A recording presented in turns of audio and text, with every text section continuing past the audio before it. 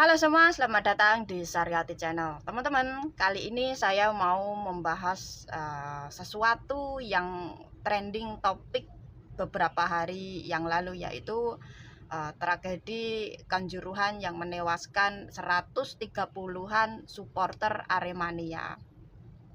Nah, sebelum saya membahas itu, saya mau berbelasungkawa dan berterima kasih kepada teman-teman pecinta bola yang ikut berempati, bersimpati, ikut mengirimkan doa kepada korban di tragedi Kanjuruhan. Nah, dari tragedi Kanjuruhan ini ada satu atau dua hal yang membuat saya ingin bersuara di sini ya.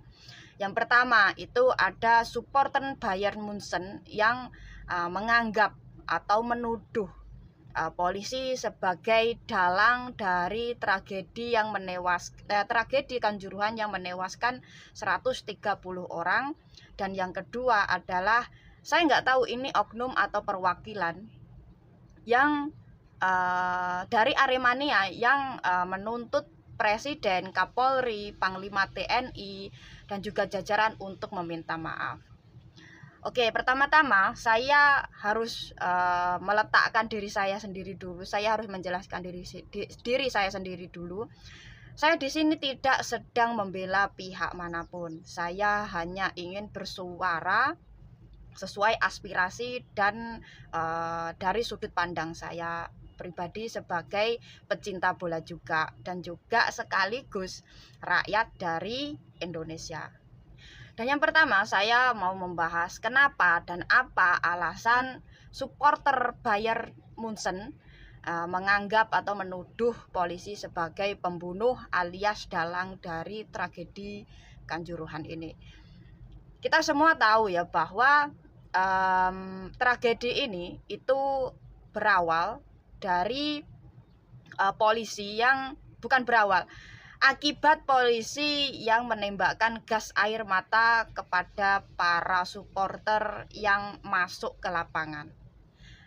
Nah, dari sini banyak pihak, bukan hanya luar negeri, kan dari dalam negeri atau bahkan tetangga saya sendiri, teman saya sendiri juga, bahkan saya sendiri juga sempat menyalahkan polisi kenapa menembakkan gas air mata ke arah penonton atau supporter. Padahal gas air mata itu dilarang digunakan oleh FIFA di kejadian-kejadian yang normal.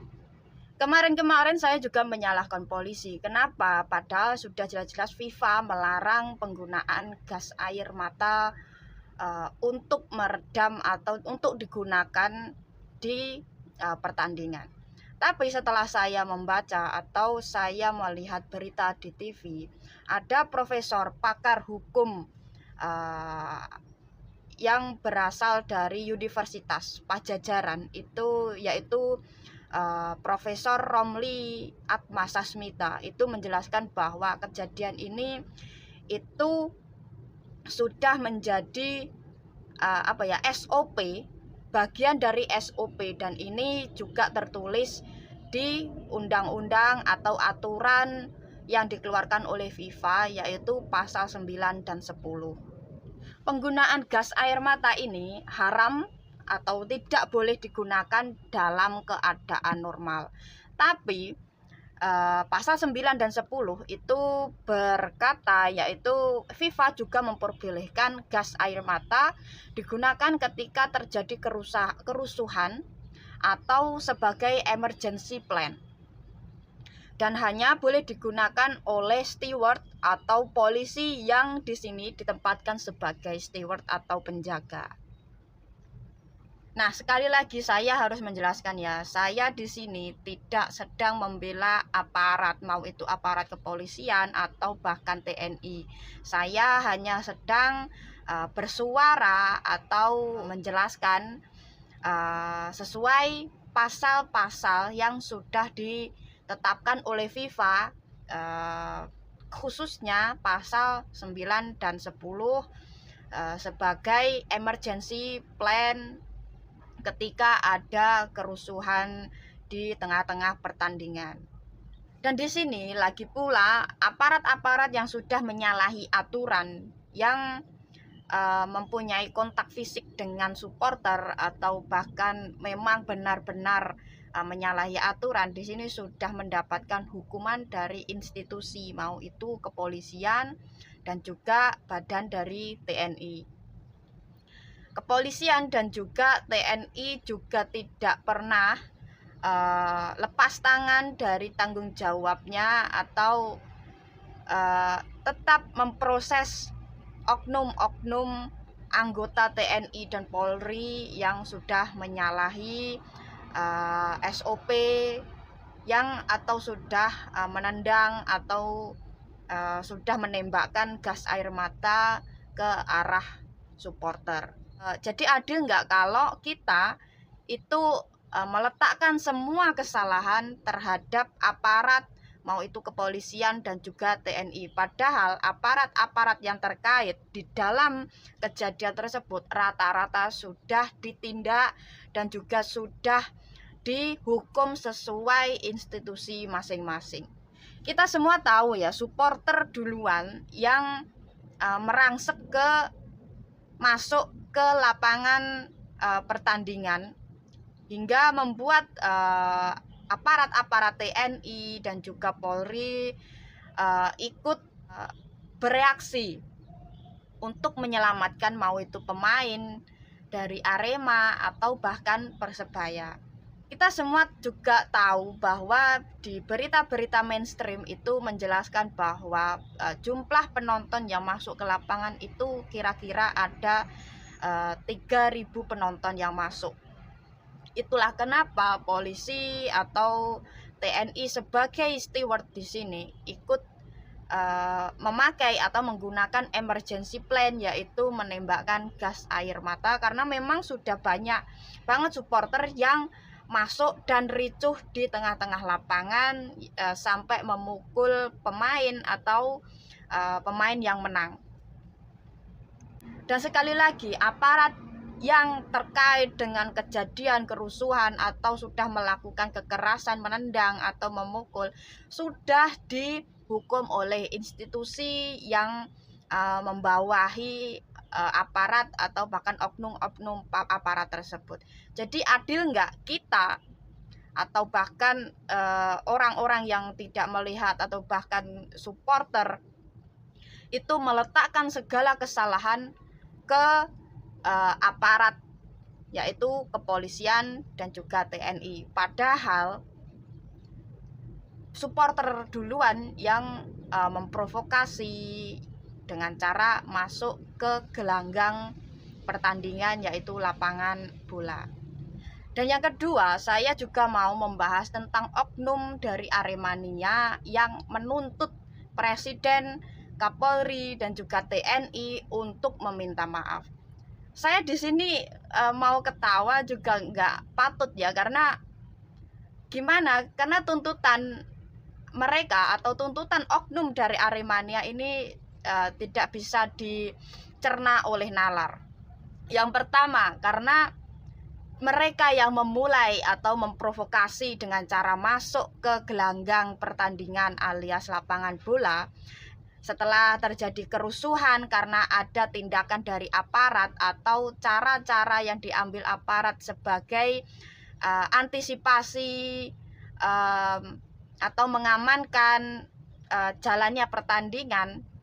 Di sini malah pihak Aremania menuntut perminta maafan dari Presiden, Kapolri dan juga Panglima TNI yang jelas-jelas tidak ada kaitan dengan kejadian tersebut. Pertama, di sini saya mau menjelaskan bahwa tidak akan ada asap kalau tidak ada api. Aparat sudah menghukum oknum-oknum yang terkait atau terlibat di peristiwa-peristiwa Kanjuruhan ini. Bahkan pihak kepolisian itu sudah menetapkan 6 tersangka, termasuk Polres Malang itu sendiri. Nah, ketika kepolisian dan juga TNI sudah menghukum aparat atau pihak kepolisian menetapkan tersangka termasuk ketua pelaksana kegiatan dan juga senior officer, sampai detik ini tidak ada oknum dari supporter yang memprovokasi atau yang sudah membuat kericuhan itu ditetapkan tersangka. Jadi lucu nggak? Mereka yang memulai, mereka juga yang menuntut pihak lain untuk meminta maaf. Bukankah supporter Aremania ini yang harusnya meminta maaf terhadap badan PSSI atau pemerintah atau bahkan kepada Indonesia yang sudah membuat tragedi berdarah ini? Bukankah harusnya supporter Aremania yang meminta maaf kepada pihak-pihak yang terkait karena sudah memulai kerusuhan? Di sini mereka malah menuntut orang lain yang tidak ada kaitan apapun terhadap tragedi berdarah di Kanjuruhan. Padahal kalau kita baca-baca berita, harusnya supporter Aremania itu berterima kasih khususnya terhadap presiden. Karena dengan cepatnya atau dengan sigapnya presiden langsung berbelasungkawa atau bahkan langsung membuat panitia atau badan-badan untuk menyelidiki peristiwa atau tragedi Kanjuruhan. Sudah mulai mengevaluasi barisan-barisan persepak bolaan Indonesia, bahkan sampai dengan cepatnya telepon kepada FIFA untuk menjelaskan, meminta tolong, dan juga ikut membantu mengevaluasi persepak bolaan di Indonesia. Bahkan sampai kemarin saya juga baca berita pihak FIFA akan berkantor di Indonesia dalam kegiatan evaluasi persepak bolaan di Indonesia. Saya sangat memahami ya, Aremania itu saat ini sedang sangat berduka atas tragedi tersebut.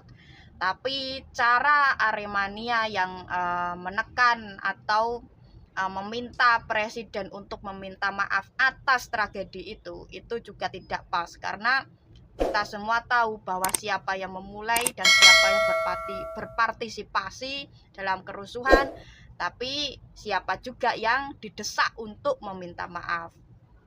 Nggak etis lah kita meletakkan segala kesalahan itu kepada satu pihak, padahal kita sendiri mungkin atau pihak dari supporter sendiri itu yang memulai. Dan tugas kita sekarang itu bukan melempar atau membebankan segala kesalahan kepada satu pihak, tapi yaitu berkaca, berintrospeksi untuk menjadi lebih baik. Itu yang harus kita lakukan saat ini, bukan menyalahkan atau melemparkan segala kesalahan ke pihak lain. Karena ya itu tadi, nggak ada asap kalau tidak ada api. Dari supporter dan juga aparat itu harusnya saling berkaca, saling berintrospeksi, memperbaiki kesalahan-kesalahan ini. Dan dari tragedi Kanjuruhan ini, kita berharap tragedi ini adalah tragedi yang terakhir yang bisa membuat kita atau bisa membuat persepak bolaan di Indonesia itu makin dewasa untuk menyikapi segala skor atau kekalahan atau kemenangan di setiap pertandingan. Yang namanya pertandingan itu pasti ada kalah dan menang ya.